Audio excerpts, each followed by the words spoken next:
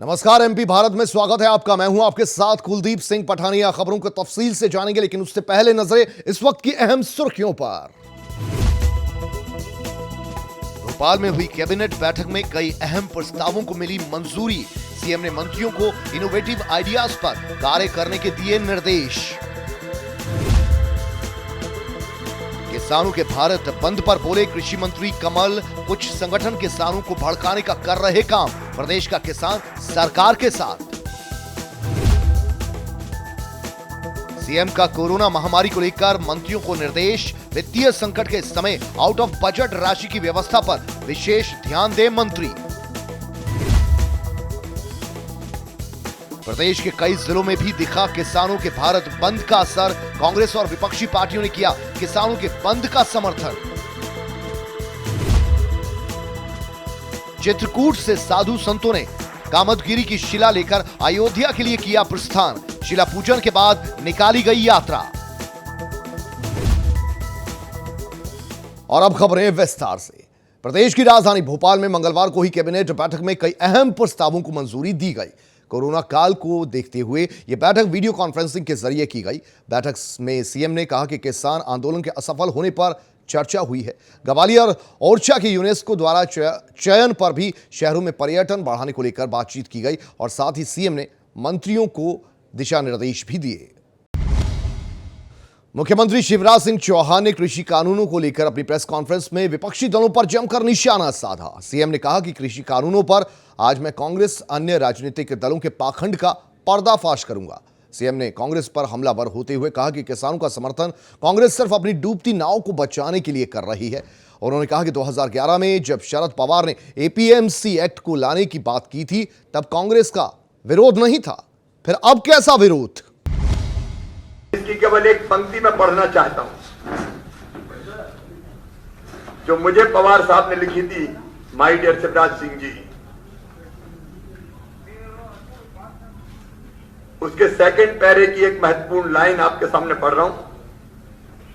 There is a need to amend the present APMC act on this lines of the model APMC act 2003 in order to encourage private sector investment in marketing, infrastructure and providing alternate competing marketing channels in the overall interest of the farmers, consumers and agriculture trade।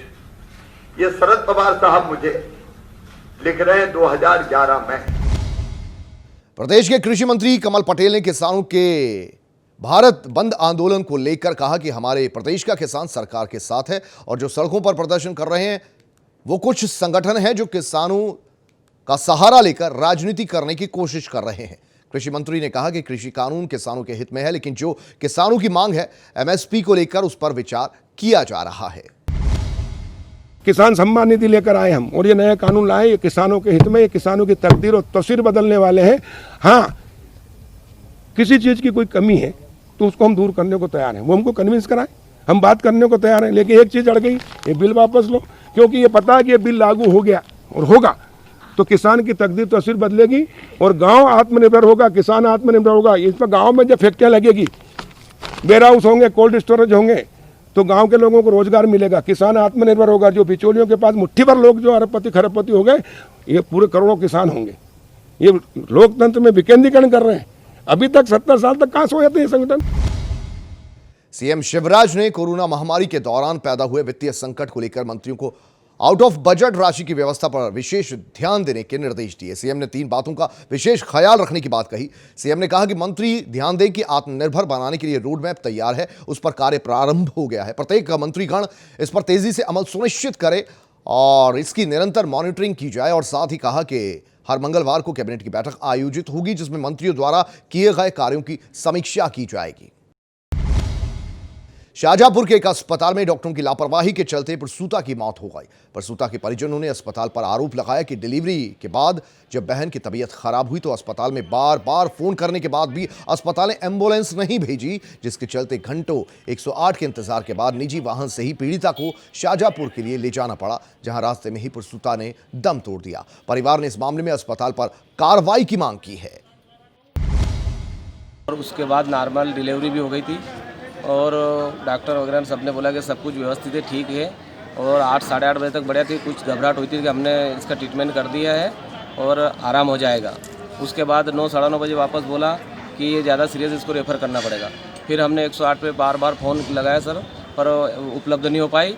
और जब 108 को मैंने पुनः phone लगाया तो उन्होंने बोला कि हम आ जाएगी, आपके पास आ जाएगी, मगर एम्बुलेंस नहीं आई। फिर मैंने फिर फ़ोन लगाया तीसरी बार तो उन्होंने बोला वो एम्बुलेंस वाले के नंबर उन्होंने दिए थे ड्राइवर के, वहीं से 108 पे लगाया, उसी पे बात हुई।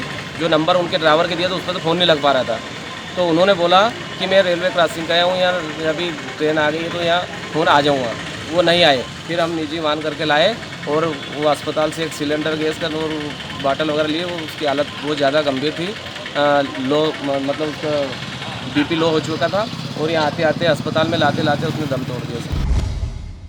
किसानों द्वारा किए गए भारत बंद का असर प्रदेश के कई जिलों में देखने को मिला, जहां एक और रायसेन के व्यापारियों ने अपनी अपनी दुकानों को बंद कर किसानों के भारत समर्थन का अपना योगदान दिया, तो वहीं ग्वालियर में भी किसानों के समर्थन में कांग्रेस और अन्य विपक्षी पार्टियों ने सरकार को घेरते हुए कृषि बिलों का जमकर विरोध किया और सरकार के खिलाफ जमकर नारेबाजी की। केंद्र सरकार ने जो किसान विरोधी कानून लेकर आए हैं और पूरा दिल्ली में और दिल्ली के आसपास पंजाब, हरियाणा और पूरे देश का किसान उसका विरोध कर रहा है। कांग्रेस पार्टी भी उस कानून के विरोध में है और किसानों का समर्थन कर रही है। और उसी का जो किसानों ने जो आह्वान किया है पूरे भारत बंद का, कांग्रेस पार्टी हमारे मध्य प्रदेश कांग्रेस कमेटी के आह्वान पर पूरे प्रदेश का कांग्रेस कार्यकर्ता भी उसमें एकजुट होकर किसानों के समर्थन में और केंद्र सरकार के विरोध में इस आंदोलन में सहभागी है और भारत बंद का समर्थन कर रहे हैं। ये कांग्रेस ने समर्थन दिया है और किसान का जो आंदोलन है उसके लिए पूरे देश में कांग्रेस ने समर्थन दिया है। तो इसलिए कांग्रेसी होने के नाते जब हमारी पार्टी ने समर्थन किया किसी आंदोलन का, इसलिए हम उसमें भाग ले रहे हैं। आज मोदी का पुतला भी जैन किया, फायर ब्रिगेड भी लगा दी गई है।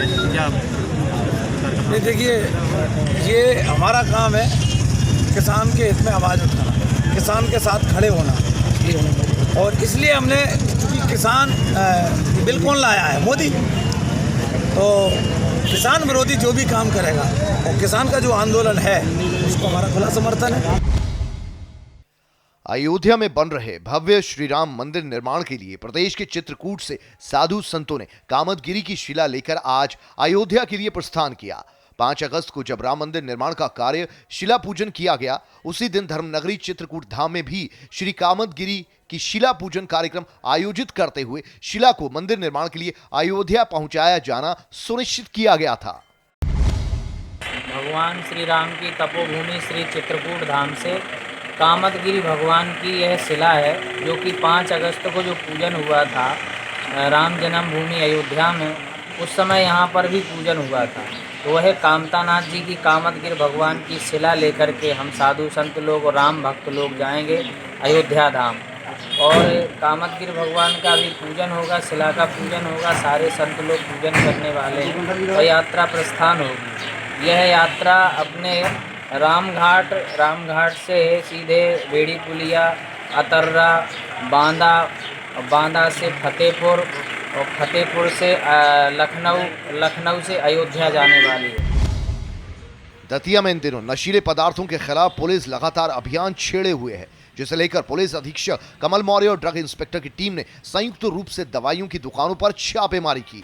इस दौरान पाया कि कई मेडिकल स्टोर्स पर बिना चिकित्सीय परामर्श के कोडीन युक्त दवाइयां बेची जा रही हैं। इस पर मेडिकल स्टोर के संचालक से 3 दिन में स्टॉक का रिकॉर्ड पेश करने को नोटिस जारी किया गया है। ये बिना प्रिस्क्रिप्शन की दवाइयाँ वहाँ दिख रही हैं, तो हमने किसी व्यक्ति को भेज के और हम दवाई मंगवाई, तो उन्होंने उसके बिना देख के दे दिया। होता है तो उसमें हम लोग कार्रवाई करने आए, तो उनको सेल परचेज का रिकॉर्ड अभी मांगा है, सैंपल भी लिए जाँच की, इस पर ना जवाब मांगा जाएगा, उनको नोटिस जारी करके उसके आधार पर आगामी कार्रवाई करेंगे। जबलपुर के गुरु तेग बहादुर खालसा कॉलेज के रजिस्ट्रार की हत्या के मामले में पुलिस को बड़ी सफलता हाथ लगी है। रजिस्ट्रार गौरव गुप्ता पिछले 3 दिसंबर से लापता थे। इस मामले में जब पुलिस ने गौरव के सहकर्मी चंदन सिंह को शक के आधार पर गिरफ्तार किया तो चंदन ने हत्या का खुलासा करते हुए अपना जुर्म कबूल कर लिया। लगातार गुमशुदा के संबंध में पता तलाश पुलिस के द्वारा की जाती रही।